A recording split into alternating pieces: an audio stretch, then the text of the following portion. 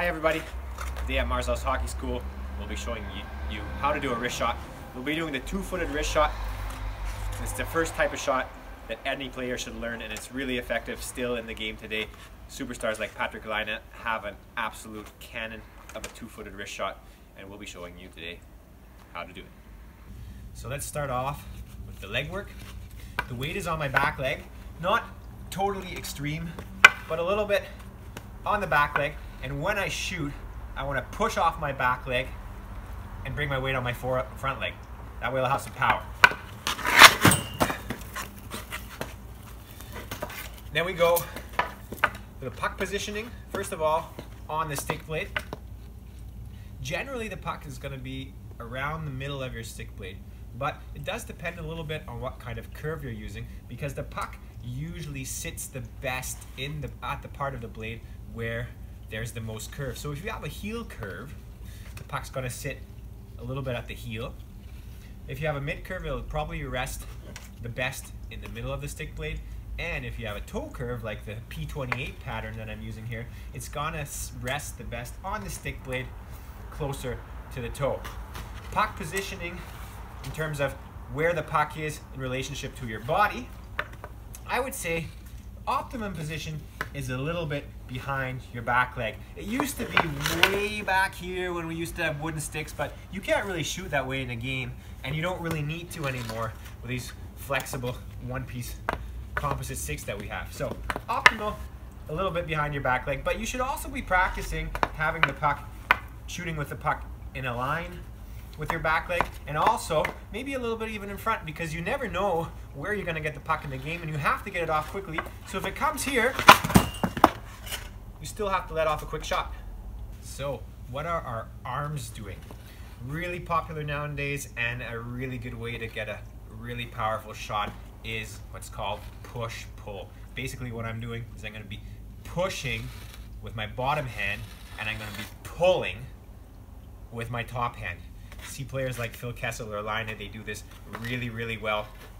It's not that easy to learn at the start. You can start practicing it without even using a puck, just practicing push, pull, push, pull, push, pull. Top hand pulls, bottom hand push. You don't start off with your top hand all the way. You start it off with it relatively close to your body, so when you push it out, your joints act like a spring and it pulls your hand back in, and that's going to let your stick flex really nicely and get a really good shot. We used to just concentrate on pushing with our bottom hand. That's how I did it for many years.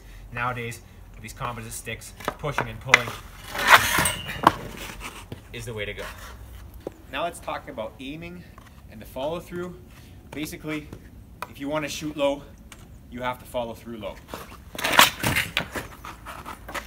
If I want to shoot high, I have to follow through a little bit higher.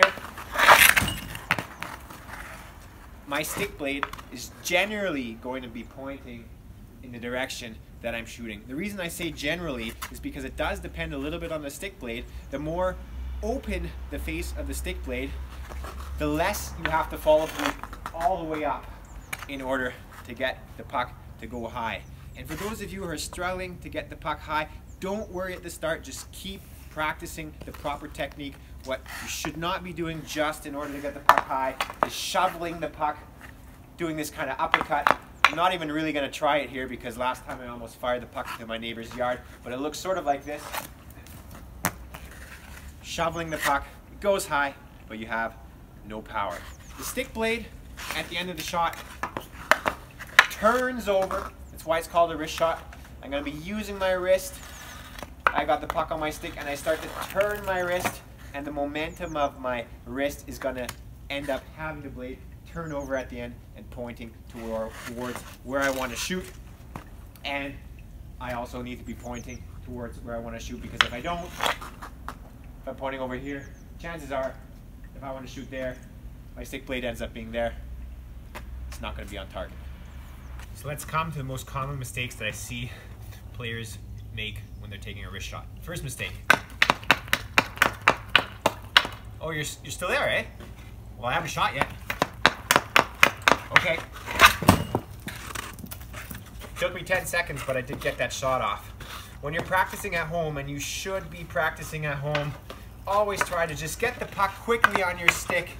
If you're a beginner, then it's okay one time on the backhand or the forehand, but don't be stick handling back and forth the entire time before you shoot. Bring the puck and let go of it quickly. A second mistake that I see players make is not transferring their weight. The weight transfer in slow motion is like a slow waltz that you'll be doing with your girlfriend or your boyfriend, your partner. When I do it with a little bit more power, it's like this. But what a lot of players do is that they don't transfer their weight. They have it on their back leg, and then the puck, their weight stays on their back leg. They get no power behind their shot. Third mistake that I see, both arms have to be free. If your top hand is locked against your body like a T-Rex, you're not going to be able to get any power. Both arms are free, and you need to turn your wrist over while shooting. A lot of players do an uppercut. They really want to shovel that puck up high. Looks like that, but they have no power. Remember, you start turning your wrist over in the middle of the shot to generate that power, and your momentum, your follow through, is going to end up happening so that your stick, your wrists roll over and point directly at the target. The final point is, of course, always try to look where you're shooting. Now, if you're a beginner, you're not going to be able to have your head up the entire time, but look at the puck and at least look up once at where you're going to shoot, okay? And then you're going to put your head down. That's okay for starters, but always try to look at the target and not the entire time at the puck. For those of you struggling with that push-pull motion, I know I still struggle with it myself because I shot for 30 years the wrong way, only just concentrating on pushing with my bottom hand. What you can try, and Austin Matthews shoots a lot like this, is you can try to pull the puck in closer to your body. What happens is, you see, my top hand is going to automatically shift out. There's no other way, no other way it can go. When I pull the puck in, it will automatically shift out in almost an optimal position. So technically this is a little bit harder to shoot because you'll be pulling it with a little bit, with your toe a little bit, but I find I can actually shoot better this way than with just the standard pull. Kind of looks like this.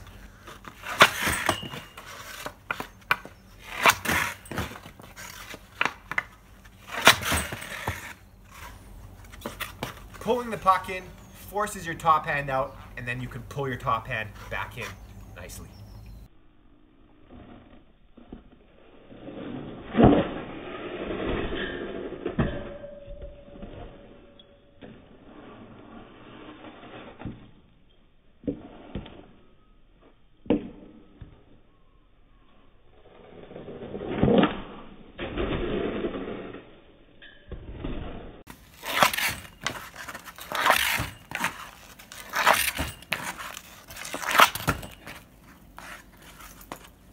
So now we're going to go to the rink and show you how to practice the wrist shot out of movement, skating towards the net, skating sideways to the net, and also skating backwards.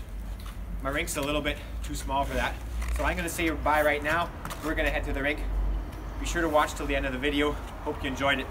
See you next time at Marcel's Hockey School.